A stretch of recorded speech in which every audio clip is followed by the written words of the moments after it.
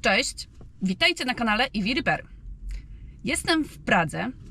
Wybrałam się tu na krótki wyjazd z moimi chłopakami i korzystając z tego, że mamy tutaj partnera, firmę Ford AMB Praha, który pożyczył mi Forda Pumę, postanowiłam go dla Was przetestować. Słuchajcie, ponieważ jest to bardzo fajne, małe auteczko, ale nie takie małe, żeby nie pomieścić całej mojej bandy tutaj w środku, a zarazem jest taki, ma fajny charakter sportowy, jest fajnym autem miejskim. No to postanowiłam, że szybko nagram dla Was taki test. Może nie będzie on w pełni wymiarowy, ale postaram się jak najwięcej Wam o tym aucie opowiedzieć. Przechodzimy do testu elektrycznego Forda Puma. Drzwi otwierają się szeroko. Na drzwiach mamy sterowanie szybami, niewielki schowek. Nie wiem, czy jest tu w stanie się zmieścić jakaś butelka. Fotel mamy sterowany ręcznie. Przesuwany również za pomocą wajchy. Fotele są z przyjemnego materiału. Przyznam szczerze, że ja wolę takie materiały welurowe bardziej niż skórzane, bo one są, zwłaszcza jak jest chłodno, są przyjemniejsze, nie są takie chłodne. W sytuacji, gdy nie ma podgrzewania foteli, no to jest wygodniejsze rozwiązanie. Tutaj mamy takie schoweczki z gniazdami USB i USB-C. Niewielki schowek, można tam wrzucić sprzęt do nagrywania. Tutaj mamy dwa cup holdery. Taki mały schoweczek, podłokietnik. Malusi. No i miejsce na telefon z jedną ładowarką indukcyjną. Samochód ma tutaj sterowanie światłami z boku. No, dużo rzeczy zostało tak jeszcze z samochodów spalinowych. Na kierownicy mamy sterowanie tempomatem i głośnością. Są dwie manetki, jedna oczywiście od kierunkowskazów i wycieraczki przedniej i tylnej. Tylna akurat to jest zaleta. A tutaj jest sterowanie zmianą biegów. Są dwa ekrany. Całkiem spore są oba. Samochód odpala się guzikiem start-stop.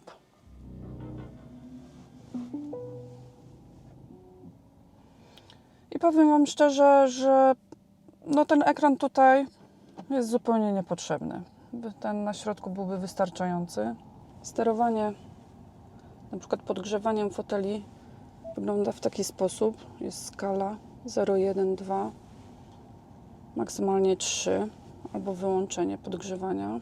Tak wygląda panel sterowania klimatyzacją. To, co jest fajne, no to ma podgrzewanie kierownicy ten samochód. To jest przydatne. No i podgrzewane fotele przednie. Tryby jazdy. Normalny eko i sportowy. Ja jeżdżę na sportowym. Nie próbowałam jeszcze na eko ani na normalnym. Sprawdzimy, jak to jest. Na tym sportowym jeździ całkiem zwinnie. Nie wiem, czy to widzicie, ale można otworzyć z samochodu drzwi z bagażnika. I tak samo można je zamknąć. Panel dotyczący zużycia energii. Fajne jest to, pokażę Wam na przebitce, że po zakończeniu każdej podróży pokazuje jej podsumowanie, ile przejechało się kilometrów, ile zużyło energii, także to jest fajne. Podoba mi się to. Nie trzeba pamiętać o resetowaniu na przykład danej podróży, tylko sam wyświetla, ile się przejechało. To jest właśnie to podsumowanie trasy, o którym mówiłam, które się pokazuje po wyłączeniu samochodu. Samochód w środku nie jest duży, ale jest przyjemny. Tak jak testowaliśmy go tutaj w 4 osoby, to jest bardzo komfortowy do jazdy, także jak najbardziej może być to auto do dojazdu do pracy i ewentualnie gdzieś tam do szkoły z dzieciakami, albo dla młodzieży, której ten samochód przypadł do gustu. Od strony kierowcy po lewej stronie mamy gniazdo ładowania. Tradycyjnie AC pod klapką DC. bagażnik. Powiem Wam, że jak na taki nieduży samochód, to bagażnik jest bardzo duży. Także zakupy się zmieszczą. I spójrzcie proszę, pod klapką jeszcze jest ogrom miejsca. Jest tu dużo więcej miejsca niż w Tesli, w tym schowku. Także dużo bagaży się tu zmieści. Przechodzimy do tyłu. Tutaj drzwi akurat są całe plastikowe. Może to i łatwiejsze będzie w utrzymaniu. Z tyłu siedzenia są z kolei skórzane z takimi schowkami. Z tyłu mamy gniazdo zapalniczki i 2 gniazda mini USB. Tak jak mówiłam, samochód z tyłu nie jest za duży, ale dla 4 osób do jazdy komfortowy. Tutaj pokażę Wam jeszcze, co znajduje się pod maską. Pod maską nie ma nic fajnego. Taki schoweczek na kable, nieduży.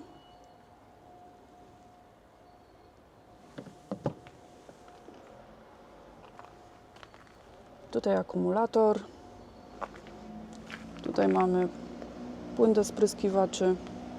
No i cała reszta na wierzchu.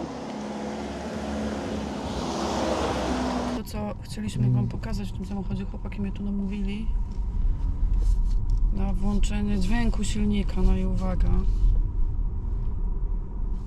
Mam nadzieję, że to usłyszycie.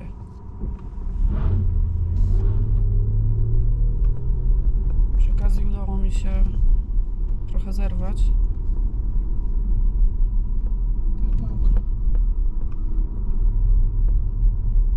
No mam nadzieję, że się uda Wam to usłyszeć.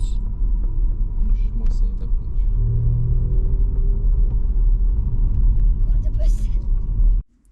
Samochód ten, Ford Puma, do jazdy w trybie miejskim moim zdaniem jest świetnym wyborem.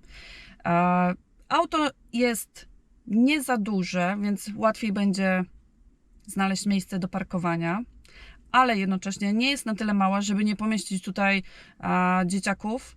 Ja jechałam z trójką moją i mieścili się bez żadnego problemu. Do tego jest jeszcze bagażnik całkiem spory, a do tego ma jeszcze wnękę ogromną, więc na pewno dużo rzeczy tam można pomieścić. Jest bardzo taki dynamiczny. Ma do tego taki charakter sportowy. Jeszcze ten kolor żółty, który ja dostałam akurat, no to już w ogóle wygląda bardzo sportowo i młodzieżowo. Także myślę, że zwłaszcza młodzieży przypadnie do gustu. W środku ma trochę jak na mnie za dużo tych wszystkich przycisków. Wystarczyłby jeden ekran i 2 manetki i byłoby ok. Tutaj no, pozostały jeszcze takie chyba z samochodu osobowego rzeczy typu osobno światło, regulacja świateł, tutaj gdzieś osobno ściszanie radia, nie wiem zupełnie dlaczego nie z ekranu. I tradycyjnie oczywiście przycisk start-stop został, też zupełnie niepotrzebny, ale umówmy się, to nie jest coś, co mocno przeszkadza. Za to z takich rzeczy, które bardzo mi się podobają w tym samochodzie, no to są mega wygodne siedzenia. Fajnie są wyprofilowane i siedzi się w nich mega wygodnie, tak fajnie trzymają, obejmują. Nie są skórzane, tylko są z takiego jakiegoś zamszu, więc nie ma tego takiego uczucia, jak się wsiada do nienagrzanego samochodu, że jest chłodno. Ja akurat takie wolę, zdecydowanie takie siedzenia. To, co ja bardzo lubię, to Wam pokazywałam to na przebitce, że jest ta konsola taka, gdzie można położyć telefon i jeżeli nie podłączymy nawigacji do samochodu, tak jak ja to zrobiłam, no to można nawigować z telefonu. Ma 2 cup holdery. No, generalnie ma wszystko to, co jest potrzebne do jazdy po mieście i na niedalekie wypady poza miasto. Także bardzo, bardzo mi się ten samochód podoba. Mogłabym takim jeździć. Słuchajcie, w dosyć charakterystycznych warunkach z hotelu w Stanach Zjednoczonych nagrywam dla Was część materiału dotyczącą samochodu na podnośniku, no bo ten materiał został zostawiony bez dźwięku właśnie do mojego późniejszego komentarza. No to puszczam sobie go. Zaraz zobaczymy, co tu mamy. Dobrze. Przede wszystkim przednie zawieszenie jest oparte na kolumnach MacPhersona. Wahacze dolne trójkątne, profilowane, no i solidne w miarę zaciski hamulcowe. Osłony, jak widać, w miarę pełne, więc aerodynamika jest na niezłym poziomie. Natomiast są wnęki, zawirowania powietrza będą. Myślę, że jest to pewnego rodzaju dziedzictwo lub wynik współpracy z Volkswagenem. Raczej wygląda to mi na dziedzictwo. No tutaj ewidentnie niektóre elementy podwozia są odsłonięte na działanie warunków zewnętrznych. To też nie świadczy zbyt dobrze, no bo to świadczy o tym, że bateria jest jakby na dole. O, tylna osłona też całkiem spokojnie wygląda, aczkolwiek widzicie, mamy taką przerwę, która będzie powodowała, że brud będzie się dostawał i zanieczyszczenia zewnętrzne. To nigdy nie jest w porządku. Później naprawdę uwierzcie mi, przy demontażu jakimkolwiek, to my widzimy, ile tego się tam zbiera. O, i wysokie i niskie napięcie wystawione na działanie czynników zewnętrznych, zawsze lepiej to zasłonić. Z tyłu mamy, widzę, chyba belkę wyleczoną, jeżeli dobrze widzę. W każdym razie zawieszenie mamy rozdzielone, tutaj mamy osobno amortyzatory i sprężyny. O, i hamulce bębnowe. Hamulce bębnowe, czyli ewidentne dziedzictwo Volkswagena. Tam patrzę, widziałem nawet gdzieniegdzie ślady korozji. Jak pani prezes chyba latała z kamerą pod spodem, to wydaje mi się, że w niektórych elementach konstrukcyjnych widziałem już elementy korozji. Także widzę, że to jest plaga chyba nowszych samochodów. Narzekałem na chińskie, a tutaj widzę, że mamy podobnie też i w Europie, w cudzysłowie, w Amerykańców, a właściwie w Europejczyku. Nie wygląda to dobrze, powiem wam szczerze. Tak, to jest chyba belka. No ale jeżeli chodzi o aerodynamikę i zabezpieczenia, to całkiem w porządku. Słuchajcie, czas chyba przejść w takim razie do parametrów testowanego egzemplarza. No i tutaj mamy samochód, którego długość całkowita bez haka holowniczego wynosi 4 metry 21 cm. No i to jest mały samochodzik. Z hakiem holowniczym dodam tylko tyle, że jest to 10 cm więcej. Szerokość całkowita samochodu to 1,93 m. Szerokość całkowita ze złożonymi lusterkami, bo tamta była z rozłożonymi, to 1,80 m. Wysokość całkowita samochodu to 1,55 m. Fajna jest średnica zawracania. Mamy 10,5 metra, czyli naprawdę nieźle. Rozstaw kół z przodu to jest 1,56 m. Rozstaw kół z tyłu to jest 1,54 m. Natomiast rozstaw esi 2,58 m, w zasadzie 59 cm. Także taki mamy mały, miejski, zgrabny samochodzik. Jeżeli chodzi o pojemność baterii, to pojemność baterii dla wszystkich wersji wynosi, jeżeli dobrze rozumiem, 43,6 kWh. Czyli całkiem nieźle. Stawiałoby ten samochód to mniej więcej na równi z takimi samochodami jak na przykład Nissan Leaf drugiej generacji, ten oczywiście z mniejszą baterią. Moc silnika to 168 koni mechanicznych, czyli żeby być precyzyjnym 123,5 kW. Moment obrotowy dodam, jak zawsze zresztą, że dostępny od samego początku to 290 Nm. Zużycie energii według producenta plasuje się w okolicach 13,1 do 13,9 kWh na 100 km. Zasięg maksymalny w mieście według producenta i oczywiście na bazie WLTP to jest 523 km, a chyba bodajże w trybie mieszanym WLTP to 376 km. Jedna i druga wartość wydaje się mocno zawyżona. Maksymalna moc ładowania, tutaj w tym wypadku akurat TCS-em to 100 kW. Wydaje mi się ona w sposób nieuzasadniony ograniczona, szczególnie przy tak małej baterii, aczkolwiek z drugiej strony przy małej baterii to ładowanie w zupełności może być wystarczające. Prędkość maksymalna została ograniczona do 160 km na godzinę, natomiast przyspieszenie od 0 do setki to 8 sekund, przynajmniej tak deklaruje producent. Masa własna pojazdu to 1563 kg, czyli jak na elektryka to całkiem przyzwoicie. Masa całkowita pojazdu to 2000 kg, a dokładnie 2015 kg. No cóż, mamy do czynienia z małym, zwinnym, miejskim samochodem.